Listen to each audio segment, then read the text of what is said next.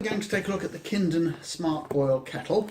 It's one of these ones that will go to different temperatures depending on how you set it, and it's also got a keep warm function. The kettle itself is transparent.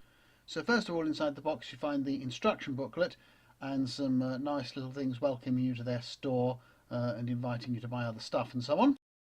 Let's get the kettle out. So here's the instruction booklet. With a piece of packing material. And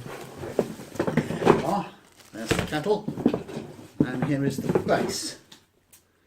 And there's another more packing material in the bottom. I don't know if there's anything else in there, so just have a quick look and make sure there's nothing else that we're supposed to. That's all just packaging in the bottom. So let's take a look at the base first. It's a nice solid base, and it's actually got the controls for the kettle on the base rather than on the kettle, which is an unusual touch. And you can coil the cable round inside, but obviously with the British plug you can't put the plug in.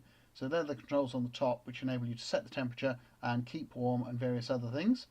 And here is the kettle. It's quite a nice solid heavy kettle. That's partly because it's a double walled kettle. There's a plastic bit on the outside here, and then the inside is made of glass, and there's a nice bulge in the glass you can feel where it goes into the double walled section. So that should be a nice safety feature, because when it's boiling it shouldn't get hot on the outside. We'll find out in a minute when I test that.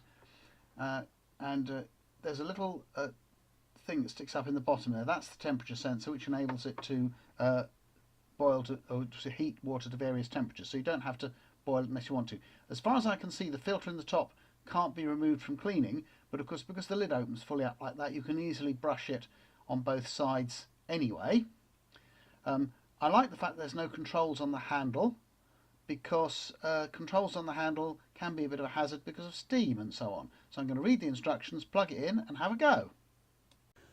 So here is our Kinden kettle. I've just filled it up. It takes just under 3 pints of water. Put it on its base. Let's press the switch and let it boil up. There you are, you see the lights have come on. Looks quite attractive.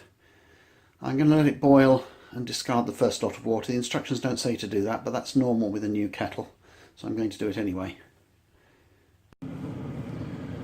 As you can see, the kettle is now starting to boil. And if I put my hand on the side of the kettle, it is warm to the touch, but it's not hot. And that's because that's part of the benefit of a double wall kettle.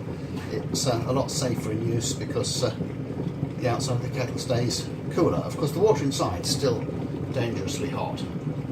Just wait for it to cut out, and then we'll make some tea, which is what it's all about. There are 3 beeps to say it's cut out.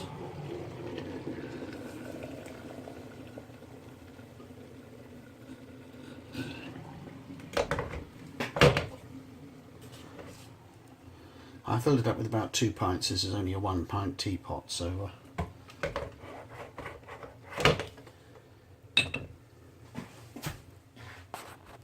So here's a close-up of the co-star of this movie, my Chatsford teapot with the infuser filter.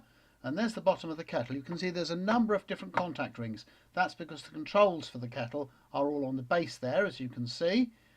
And here's the kettle just starting to heat up. I think it looks really nice. I think it's a nice kettle.